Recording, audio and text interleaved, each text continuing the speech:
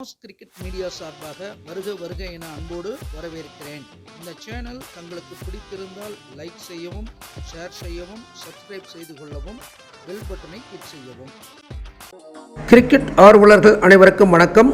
Points டேபிளில் என்ன மாறுதல் ஏற்பட்டிருக்குன்னு பார்த்துருவோம். IPL 2025 முடிவுக்கு ஏறக்குறைய வந்துட்டோம். இதில் இன்னும் 2 மேட்ச் தான் பாக்கி இருக்கிறது. இன்றைக்கி நடக்கிற மேட்சை பொறுத்தளவுக்கு பார்த்திங்கன்னா பஞ்சாப் கிங்ஸு மும்பை இந்தியன்ஸு, அதுக்கப்புறம் இன்னொரு மேட்ச்சு RCBக்கும் LSGக்கும் இடையிலான போட்டி. அப்போ எல்லா அணிகளும் 14 போட்டிகள் விளையாண்டுட்டாங்க. இதில் பஞ்சாப் கிங்ஸுக்கும் RCBக்கு தான் ஃபஸ்ட்டு 2 பிளேஸுக்கு நல்ல சான்ஸ் இருக்கிறது. ஏன்னா பஞ்சாப் கிங்ஸை பொறுத்தளவுக்கு பார்த்திங்கன்னா இன்றைக்கி விளையாடுற மேட்ச்சில் மும்பை இந்தியன்ஸை ஜெயித்தாங்கன்னா மேலே வருவாங்க, தோற்றுட்டாங்கன்னா கஷ்டம். அதுக்கப்புறம் பார்த்திங்கன்னா RCB இன்றைக்கி அடுத்து விளையாடக்கூடிய LSGயை ஜெயிச்சிட்டாங்கன்னா மேலே வர்றதுக்கு வாய்ப்புகள் இருக்குது. ஒருவேளை பஞ்சாப் கிங்ஸும் RCB 2 பேரும் தோற்று போயிட்டாங்கன்னா இப்போ இருக்கிற நிலை தான் நீடிக்கும். அப்படியே GTயும் PBKSும் விளையாடுவாங்க ஃபஸ்ட்டு 2 பிளேஸில். பொறுத்திருந்து பார்ப்போம் என்ன நடக்குதுன்னு. ஓகே, நேற்றைய போட்டியில் நடந்த ப்ளஸ் என்ன மைனஸ் என்னன்னு பார்க்க போகிறோம். பொதுவாகவே எல்லா போட்டிகளும் ஓரளவுக்கு நாம் கணிச்சதில் 70% சரியாக வரும். பட் ஆனால் இந்த போட்டியில் டோட்டலாக கொஞ்சம் சேஞ்சஸ் இருந்தது. அதிரடியான வெற்றியே SRH பெற்றது. அது என்ன காரணங்கள்னு பார்ப்போம். சிறந்த வீரர்கள் SRHை பொறுத்தளவுக்கு Travis head, Ishan Kishan, Nitish Kumar Reddy, அனிகேட் Verma, bad Cummins, Jaydev உடன்கட்டு கணிச்சிருந்தோம். அந்த அடிப்படையில் பார்க்கும் பொழுது டிராவிஸ் ஹெட்டு நல்லா விளையாண்டார். அடித்தளம் அமைச்சு கொடுத்து 40 பாலில் 76 ரன், 6 4 6 6 அடித்தார். இஷான் கிஷன் 29 ரன், 20 பாலில் 4 4 1 6. அனிகேட் வர்மா 12 ரன்னு, 6 பாலில் 12 ரன்னு, 1 4 1 6. இஷான் கிஷன் வரக்கூடிய 1 டவுன் ஆர்டரில் வந்த கிளாசன் செஞ்சுரி அடித்தார். ஓகே, இது அந்த அணிக்கு பலமாக இருந்தது. இப்போ SRH பவுலிங்கை பொறுத்தளவுக்கு நாம் எதிர்பார்த்த பவுலிங்கில் பேட் கமின்ஸு அதிக ரன் கொடுத்தாரு, விக்கெட் எடுக்கலை. நிதிஷ்குமார் ரெட்டி ஒரே ஓவர் தான் போட்டார், விக்கெட் எடுக்கலை. ஆனால் ஜெய்தேவ் உடன்கட்டு 4 ஓவர் போட்டு 6 ரன் ரேட்டில் சுருக்கி 3 விக்கெட் எடுத்தது தான் இந்த அணிக்கு பலமாக பார்க்கப்படுவது, வெற்றி பெற்றதுக்கு காரணம். அதே போல் சிறந்த வீரர்கள் KKRஐ பொறுத்தளவு ரமணலா குர்பாஸு, சுனில் நரேன், அஜின்கே ரஹானே, ஆண்ட்ரே ரசல், வருண் சக்கரவர்த்தி, வைபவ் அரோரா நம்ம கணிச்சிருந்தோம். ஆனால் ரமணலா குர்பாஸை பயன்படுத்தாமல் குவிண்டன் டீகாக்கை பயன்படுத்தி இருந்தாங்க. ஒருவேளை ரமணலா குர்பாஸ் வந்திருந்தால் ஓப்பனிங் ஸ்டார்ட் நல்லா இருந்திருக்கிறதுக்கு வாய்ப்பு இருந்திருக்குன்னு சொல்லணும். ஸோ இவங்க பேட்டிங்கை பொறுத்தளவுக்கு பார்த்திங்கன்னா சுனில் நரேன் 31 ரன்கள் அடிச்சிருந்தார், பெட்டராக பண்ணியிருந்தார் பவுலிங் பேட்டிங்கில். அஜின்கே ரஹானே 15 ரன் அடிச்சிருந்தார், உடன்கட்டில் அவுட் ஆகிட்டார். அடுத்து ஆண்ட்ரே ரசல் டக் அவுட் ஆனது தான் மைனஸான விஷயமாக பார்க்கப்படுது. ஸோ அப்போ எதிர்பார்த்த வீரர்கள், நாம் கணித்த வீரர்கள் பேட்டிங்கில் சொதப்பினது தான் இந்த அணி தோல்விக்கு மிக முக்கிய காரணமாக இருந்தது. ரமணலா குர்பாஸ் இல்லாததும் ஒரு காரணம். அதற்கு அடுத்தபடியாக Vaibhav Arora பவுலிங்கில் 1 wicket எடுத்திருந்தார், Sunil Naren 2 wicket எடுத்திருந்தார்.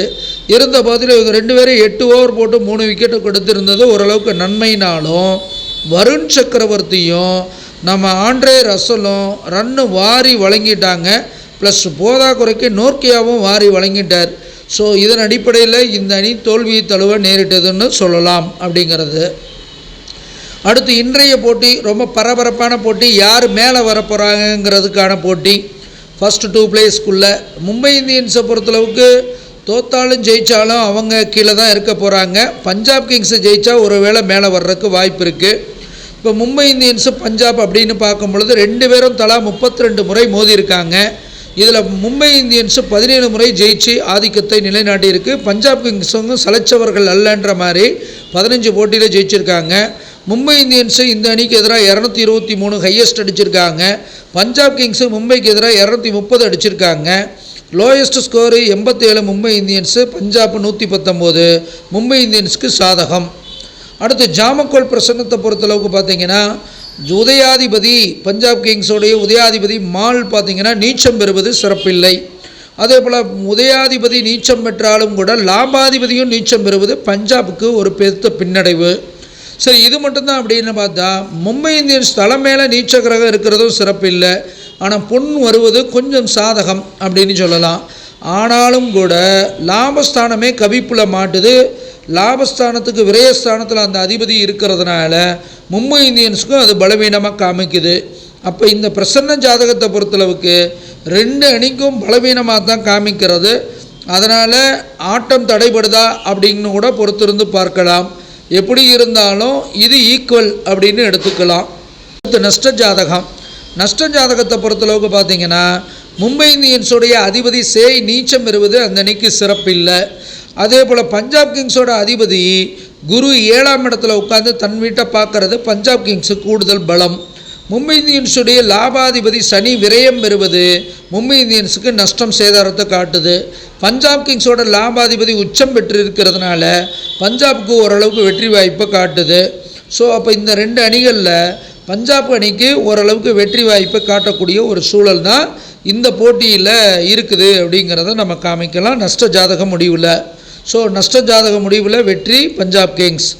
Today lucky யாருக்கு சாதகமாக இருக்குது அப்படின்னு பார்த்தீங்கன்னா இன்றைய போட்டியில் நம்ம ஏற்கனவே கணிச்சு வச்ச அடிப்படையில் 69வது போட்டி முடிவில் மும்பை இந்தியன்ஸுக்கு லக்கி இருக்குதுன்னு சொல்லுது. ஸோ இந்த செக்மெண்ட்டோட வின்னர் மும்பை இந்தியன்ஸ். அவர் ப்ரிடிக்ஷன்ஸை பொறுத்தளவுக்கு ஹெட் டு ஹெட்டில் மும்பை ஜெயிக்குது, டுடே லக்கிலையும் மும்பை ஜெயிக்குது. நஷ்ட ஜாதகம் பஞ்சாப் கிங்ஸுக்கு சாதகமாக இருக்குது. ஆனால் பிரசன்ன ஜாதகம் 2 பேருக்கு ஈக்குவலாக இருக்குது. இந்த அடிப்படையில் பார்க்கும் பொழுது மும்பை இந்தியன்ஸு ஒரு லீடு எடுக்கிற மாதிரி தான் இருக்கிறது. ஸோ ஜெய்ப்பூரில் விளையாடுறாங்க 2 பேர்த்துக்கும். அப்போ இந்த 2 பேரும் ஓரளவுக்கு நல்லா பண்ணக்கூடிய அமைப்பு. ஜெய்ப்பூரில் யுஸ்வேந்திர சகலை பயன்படுத்தினா ஒருவேளை பஞ்சாப் கிங்ஸுக்கு வாய்ப்பு இருக்கலாம். என்ன பண்ணுறாங்கன்னு தெரியல, பொறுத்திருந்து பார்ப்போம். ஆனால் இந்த போட்டி முடிவில் மும்பை இந்தியன்ஸ் வெற்றி பெறுவதற்கு வாய்ப்பு இருக்குது, 18 புள்ளிகள் பெறுவதற்கு. ஆனாலும் 3-4 இடத்துல தான் இருப்பாங்கன்றது மாற்று கருத்து இல்லை. அடுத்து சிறந்த வீரர்கள் பஞ்சாப் கிங்ஸை பொறுத்தளவுக்கு பிரியான்ஷ் ஆரியா, பிரப்சிம்ரன் சிங்கு, ஜாஸ் English, Marco Jansen, Yuzvendra Chahal, Harshdeep Singh சிறப்பாக செயல்படுவாங்க. அடுத்து மும்பை இந்தியன்ஸை பொறுத்தளவுக்கு Ryan Rickelton, will jacks, Suryakumar Yadav, Jasprit Bumrah, Naman Dhir, Hardik Pandya இவங்கெல்லாம் சிறப்பாக செயல்பட வாய்ப்புகள் உண்டு.